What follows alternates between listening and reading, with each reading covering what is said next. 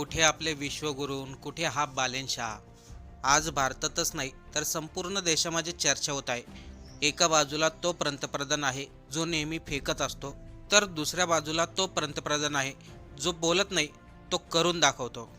नेपाळचे नुकतेच झालेले पंतप्रधान बालेनशाह यांची फक्त भारतामध्येच नाही, संपूर्ण जगामध्ये चर्चा होत आहे. त्याचं कारण म्हणजे बालेनशाह पंतप्रधान मोदींसारखं लोकांसमोर मोठ्या मोठ्या गोष्टी फेकत नाहीत. एक रॅपर जो गाण्याच्या माध्यमातून लोकांना जागरूक करायचा, तोच आज नेपाळचा पंतप्रधान झालाय. बालेनशाह पंतप्रधान होण्यापाठीमागं खूप इंटरेस्टिंग स्टोरी आहे आणि ही स्टोरी प्रत्येकाने ऐकायला हवी. अरे बापरे, ये तो धोती खोल रहा है, अरे बाप रे, ये तो धोती खोल रहा है. असा परेश रावल यांच्या तोंडातून निघलेला तो 2 सेकंदाचा सीन आज प्रत्येक लोकांच्या लक्षात आहे. पण त्या सीनपेक्षा लोकांच्या मनावरती राज्य केलं ते अनिल कपूर यांच्या नायक या चित्रपटाने. त्या चित्रपटामध्ये एक सामान्य व्यक्ती एक दिवसासाठी मुख्यमंत्री बनतो, पूर्ण सिस्टम हालून टाकतो.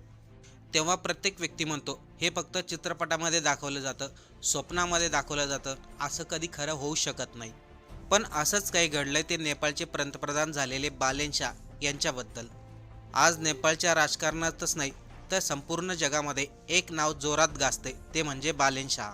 एक रॅपर, एक इंजिनियर आणि असा एक नेता ज्याची तुलना नायक चित्रपटातील हिरो बरोबर केली जाते. आणि याच गोष्टीमध्ये बालेनशाह हे मोदीपेक्षा भारी ठरतात. इंजिनिअरिंग करत असताना जास्त वेळ नकाशे तयार करण्यामध्येच जायचा आणि रात्री स्टेजवरती रॅप गाऊन सिस्टमला हलवून टाकायचं. बालेनशाहने रॅपच्या माध्यमातून जे गाणे गायलेत ते काही साधे गाणे नव्हते. त्यामध्ये लोकांच्या मनातील राग होता आणि अन्यायाविरुद्ध आवाज होता. आता बघा, बालेनशाह हे मोदींपेक्षा वेगळे कसं काय ठरतात. रॅपच्या माध्यमातून लोकांमध्ये जवळीक साधली, त्यामुळे नेपाळमधील तरुण पिढीला तो आपलासा वाटायला लागला. काठमांडूच्या महापौर पदाची निवडणूक आली आणि लोकांनी पारंपरिक पक्षाला धक्का देत एक स्वतंत्र उमेदवाराला निवडून दिलं. तो उमेदवार म्हणजे बालेनशाह. बालेनशाह महापौर झाले आणि त्यांनी काम सुरू केलं जे नेपाळमध्ये आजपर्यंत कधीही पाहायला मिळालं नाही असं काम. अतिक्रमणं हटवली, भ्रष्ट अधिकाऱ्यांना जेलमध्ये टाकलं, सरकारी कामामध्ये लोकांची प्रश्न मांडली आणि थेट सिस्टमला भिडणारा निर्णय घेतला. याच दरम्यान 2025च्या दरम्यान नेपाळमध्ये तरुणांचं मोठं आंदोलन उभं राहिलं. हजारो तरुण रस्त्यावरती उतरले होते. त्यावेळेस गोळीबारही झाला. कारण होतं नेपाळमध्ये चाललेला मोठा भ्रष्टाचार. मोठे मोठे राजकीय नेते फक्त आपला खिसा भरत होते आणि गोरगरीब जनतेच्या प्रश्नांकडे दुर्लक्ष करत होते. जनतेचे अनेक प्रश्न होते पण त्यावरती कोणी लक्ष घालत नव्हतं, कारण की वर्षानुवर्ष एकच पक्ष निवडून येत होता आणि त्यामुळे जनतेच्या प्रश्नाकडे नेहमी दुर्लक्ष व्हायचं. आणि खास करून यामध्ये तरुणांना जास्त फटका बसला होता आणि आंदोलन तरुणांनीच उभा केलं होतं. नेपाळ सरकारने तरुणांवरती गोळीबार केला, अनेक लोकांचे जीव गेले. पण यामध्ये एक व्यक्ती असा होता, तो महापौर असून देखील तरुणांच्या प्रश्नांसाठी तोही रस्त्यावरती उतरला आणि इथूनच बालेनशाहच्या जीवनातील टर्निंग पॉईंट ठरला. बालेनशाह इथं गप्प बसले नाही.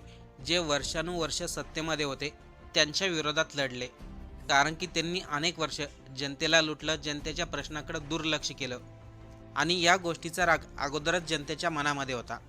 त्यामुळं बालेनशाहने नेपाळमध्ये जे मोठे राजकीय नेते होते त्या सर्वांना पराभूत केलं आणि त्यानंतर मग जे घडलं त्याच्यावरती लोकांना आजही विश्वास होत नाहीये. बालेनशाहने काही दिवसामध्येच नेपाळच्या पंतप्रधान पदाची शपथ घेतली. अवघ्या 35व्या वर्षी बालेनशाह हे नेपाळचे पंतप्रधान झाले. आपल्याकडे तर माहिती आहे, पंतप्रधान होण्या अगोदर मोदींनी किती मोठ्या मोठ्या घोषणा केल्या, पण पंतप्रधान झाल्यानंतर त्यांनी एकही गोष्ट पूर्ण केली नाही. पण बालेनशाहच्या बाबतीत मात्र उलटं होतं. निवडणुकीच्या अगोदर त्यांनी कोणत्याही मोठ्या घोषणा केल्या नाही, पण पंतप्रधान झाल्यानंतर जे निर्णय घेतलेत ते एखाद्या चित्रपटाप्रमाणेच. नेपाळमध्ये अनेक ठिकाणी मंत्रालय उभा करण्यात आली होती आणि ती फक्त राजकीय लोकांना VIP ट्रीटमेंट मिळावी म्हणून. बालेनशाहने एका झटक्यामध्ये ती संख्या कमी केली. याशिवाय कोणत्याही मंत्र्याला VIP ट्रीटमेंट मिळणार नाही असं स्पष्ट शब्दात आदेश दिले. सरकारी कामामध्ये कोणत्याही राजकीय नेत्याचा हस्तक्षेप असणार नाही. याशिवाय कोणताही सरकारी कर्मचारी कोणत्याही राजकीय पक्षाशी निगडीत नसावा. याशिवाय राजकीय नेत्यांना तेवढंच मानधन मिळेल जेवढं ते काम करतील. सरकारी शाळांची संख्या कमी होत चालली होती, त्यामध्ये देखील त्यांनी मोठा निर्णय घेतला. नेपाळमधील सर्व प्रायव्हेट शाळा बंद केल्या आणि सरकारी शाळांमध्ये त्या सुविधा उपलब्ध करून दिल्या ज्या मोठ्या प्रायव्हेट शाळांमध्ये होत्या. यानंतर गोरगरिबांसाठी हॉस्पिटलमध्ये सुविधा करून दिली. प्रायव्हेट हॉस्पिटलमध्ये देखील 10 बेड गोरगरीब जनतेसाठी राखीव ठेवण्याचे निर्णय झाले. याशिवाय बालनशहांनी आदेश दिले, ज्या सरकारी हॉस्पिटलमध्ये पुरेशा सुविधा उपलब्ध नसतील त्या हॉस्पिटलमधील अधिकाऱ्यांना आणि डॉक्टरांना तात्काळ निलंबित केलं जाईल आणि त्या जागेवरती लगेच मेडिकलला अनुभवी असलेले विद्यार्थी भरले जातील. बालनशहाच्या याच निर्णयामुळे ते मोदींपेक्षा उत्कृष्ट ठरत आहेत. मोदींनी काय केलं? फक्त मोठ्या मोठ्या घोषणा, पण प्रत्यक्षात एकही गोष्ट अंमलात आली नाही. माझं आयुष्य किती बदललं, माझ्या आयुष्यामध्ये सरकारने किती प्रश्न सोडवले.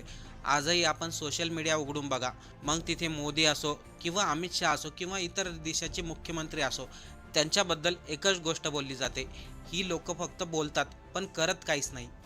बालनशहांनी स्पष्टपणे आदेश दिलेच, गरीब जनतेला वारंवार सरकारी ऑफिसमध्ये येण्याची गरज पडू नये आणि जर असं झाल्यास तात्काळ सरकारी अधिकाऱ्याला निलंबित केलं जाईल.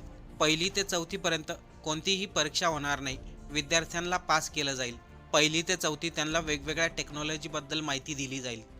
आता इथे आपण बालनशहाचं कौतुक करून कोणावर टीका करत नाही, पण बालनशहांनी जे बोललं नाही ते करून दाखवलं आणि आपल्या इथं नेते लोक बोलतात पण ते करत तर काहीच नाही.